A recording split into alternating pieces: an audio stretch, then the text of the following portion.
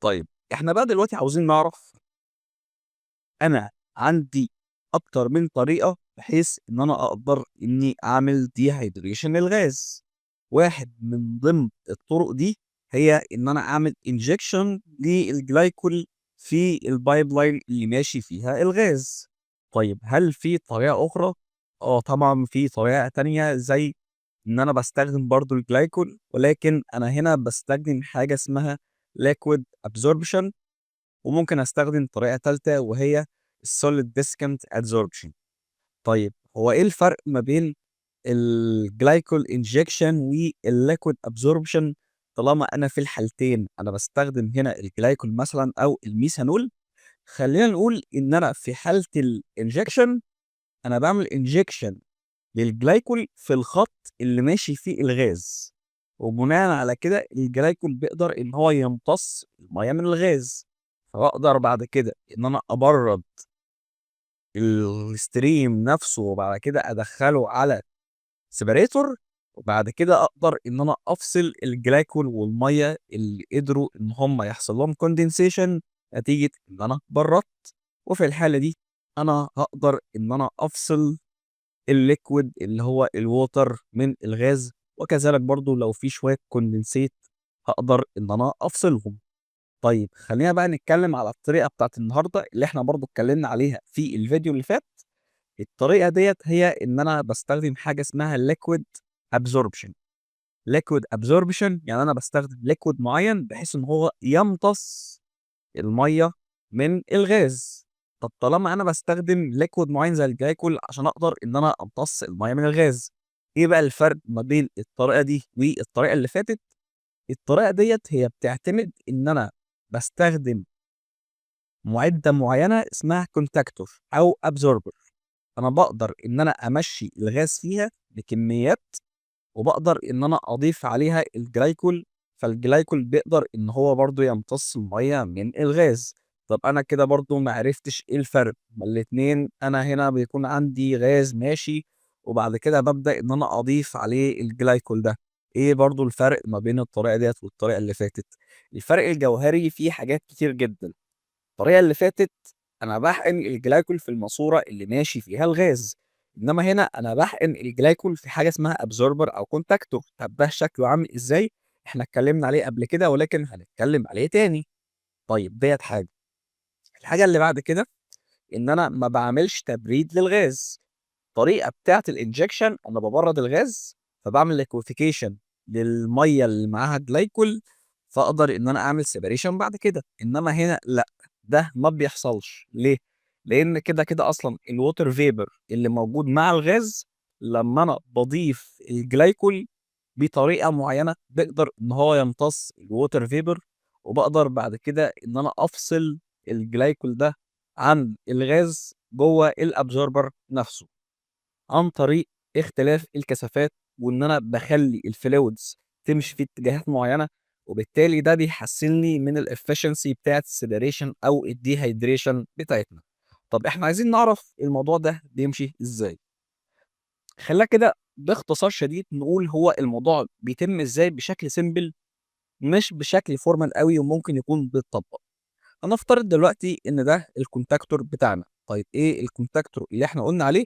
إحنا هنفترض إن الكونتاكتور ده هو عبارة عن زي الdistillation column كده بالضبط، ماشي؟ طيب عمود أنا باقدر إن أنا أضيف فيه مادة معيّنة بحيث إن أنا أفصل منها حاجة، يبقى الكونتاكتور أو الabsorber هو نفس فكرة الdistillation tower. أنا الdistillation tower بادخّل له البترول الخام باطلّع منّه بنزين وكيروسين والكلام ده. نفس المنطق هنا بالضبط في الكونتاكتور، ولكن أنا هنا ما باستخدموش عشان أفصل حاجات كتيرة عن بعض لأ، أنا باستخدمه عشان أفصل بس المَيّة من الغاز. طيب هل أنا في الكونتاكتور باضيف مادة واحدة؟ لأ، ده أنا باضيف مادتين اللي هُم الغاز والجلايكول. طيب أنا باضيف الجلايكول من سكة معيّنة بادخّله على الكونتاكتور من حتّة معيّنة، بادخّل الغاز من حتّة معيّنة، وبالتالي الغاز وهو طالع من الكونتاكتور هيطلع dry مش هيطلع wet. طيب الموضوع ده بيتم إزاي؟ الموضوع بيتم عن طريق إن أنا بيكون عندي الreach جاز هابدأ إن أنا أدخّله من تحت، بحيث إن هو يقدر إن هو يطلع لفوق. طبعًا الغاز بسبب الكثافة بتاعته القليلة بيفضل ان هو يطلع لفوق. طيب بالنسبه بقى للجلايكول نفسه اللي انا هضخه، انا هبدا ان انا اضخ لين جلايكول. لين جلايكول يعني الكونسنتريشن بتاعه بيكون كبير، ماشي. طيب وبعدين ايه اللي هيحصل؟ هبدا ان انا اضيفه من فوق. طب انا ليه بضيفه من فوق؟ لان هو ليكويد. طب بما ان هو ليكويد هيبدا ان هو ينزل لتحت، فاثناء ما هو نازل لتحت هيقابل الغاز وهو طالع لفوق. عشان كده الكولم ده بيتقال عليه كونتاكتور، ماشي. لان الفلويدز الاثنين بيقابلوا بعض، اللي هو الريتش جاز مع اللين جلايكول. الريتش جاز بيطلع لفوق، انما اللين جلايكول بينزل لتحت. طيب وبعد كده ايه اللي بيحصل؟ بعد كده خلاص انا هاخد اللين جاز من فوق. طب انا ليه بقول عليه لين جاز مش ريتش جاز؟ انا بقول عليه لين جاز لان هو خلاص في الحالة دي انا فصلت منه الووتر فيبر، فبيتقال عليه لين جاز او دي هيدريتد جاز، يعني خلاص ما بقاش فيه ميه، دراي جاز يعني. طيب وبعدين هل نتصور ان اللين جلايكول ده لما نزل مش خد ميه من الغاز؟ اكيد طبعا خد الميه من الغاز اللي هو الووتر فيبر. يبقى في الحاله دي اللين جلايكول بقى مشبع ببخار الميه، يبقى هو ما بقاش لين جلايكول، لان كلمه لين جلايكول معناها ان الكونسنتريشن بتاعه عالي ونسبه الميه اللي فيه قليله. طب اللي هيحصل بقى وهو طالع من هنا ان هو هيكون ريتش جلايكول. ليه ريتش جلايكول؟ لان هو دلوقتي بقى معاه ميه. طب حلو قوي. انا بقى دلوقتي بقى عندي الريتش جلايكول ده، محتاج ان انا اعمل له ريكفري بطريقه معينه بحيث ان انا احوله للين جلايكول تاني، وهبدا ان انا ارجعه تاني على السكه دي. طيب الموضوع ده هيتم ازاي؟ ده اللي احنا هنشوفه دلوقتي. الموضوع باختصار شديد ان انا ببدا ان انا هاخد الريتش جلايكول ده، وهبدأ إن أنا أدخّله على مجموعة من المعدات. ولكن قبل ما إحنا ندخّله على مجموعة من المعدات دي، خلّينا نقول دلوقتي إن الrich glycol ده هو معاه traces من الهيدروكربون. الهيدروكربون ديّة اللي هي إيه؟ باختصار شديد برضه الlean glycol ده وهو نازل ياخد المَيّة، هو خَد في سكته كده شوية غاز.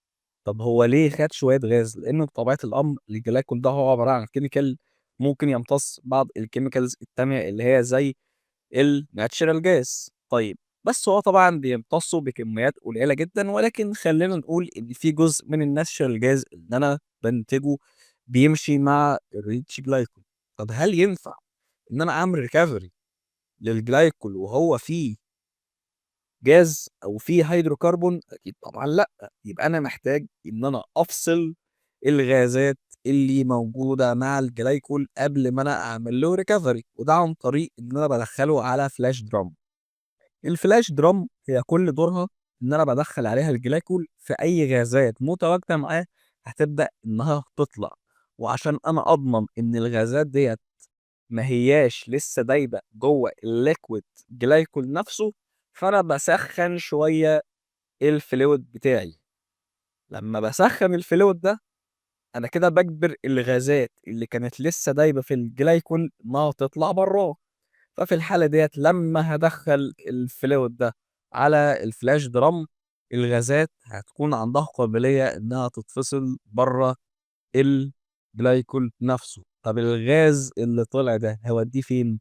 الغاز ده هارجّعه تاني بحيث إن هو يتعمل له dehydration.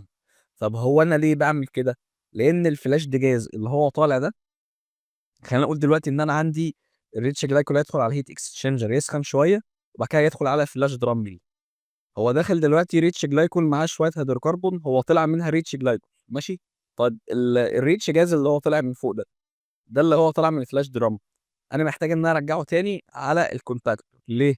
لإن هو ريتش جاز مش dry جاز. طب ليه هو مش dry جاز؟ لإن هو بطبيعة الأمر أنا لمّا هاسخّن شوية الجلايكول والغاز هيطلع معاه، ففي شوية water vapor هيطلعوا مع الغاز ده.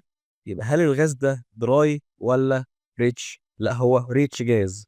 rich أو wet جاز بالمَيّة. يبقى أنا محتاج إن أنا أدخّله تاني على الكونتاكتور. ممكن أدخّله على الكونتاكتور من نفس المنطقة ديّة بالضبط، ماشي.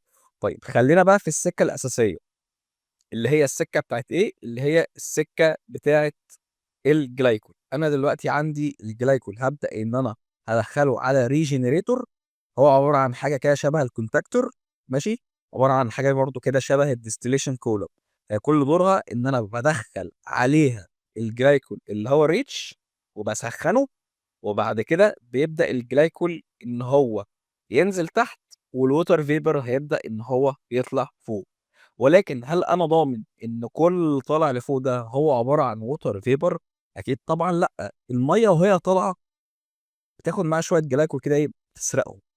عشان كده أنا محتاج إن أنا أرجّع شوية الجلايكول اللي اتسرقوا، ده عن طريق إن أنا بادخّل الجزء اللي هو في الoverhead ده، اللي هو الخارج لفوق ده، اللي هو المَيّة يعني مع شوية الtraces من الجلايكول ده، عشان ما أفقدش جلايكول كتير وأفضل كل شوية أجيب جلايكول وأشتري جلايكول والكلام ده. فأنا في الحالة دي محتاج إن أنا أعمل efficiency بحيث إن أنا ما أفقدش جلايكول كتير يطلع لي مع المَيّة. عشان كده أنا هابدأ إن أنا هاخد المَيّة دي مع الجلايكول ده، وهابدأ إن أنا أدخّلهم على condenser. الcondenser ده هو كل دوره إن هو هيبدأ يبرّد شوية الfluid اللي هو طالع هنا، اللي هو الmix ده. فطبيعي جدًا هيحصل condensation شوية للجلايكول، إنما المَيّة هتفضل vapor لإن أنا مش هابرّد جامد، لأ. أنا لو مثلًا الboiling point بتاعة المَيّة X، فأنا لازم أفضل فوق درجة الحرارة دي، بحيث إن دايمًا المَيّة هتفضل vapor. وفي نفس الوقت درجة الحرارة دي اللي هي بتاعة الcondenser بتخلّي لي الجلايكول يحصل له condensation، وبعد كده هابدأ إن أنا هاجمّع الجلايكول هنا وهارجّعه تاني لغاية الregenerator.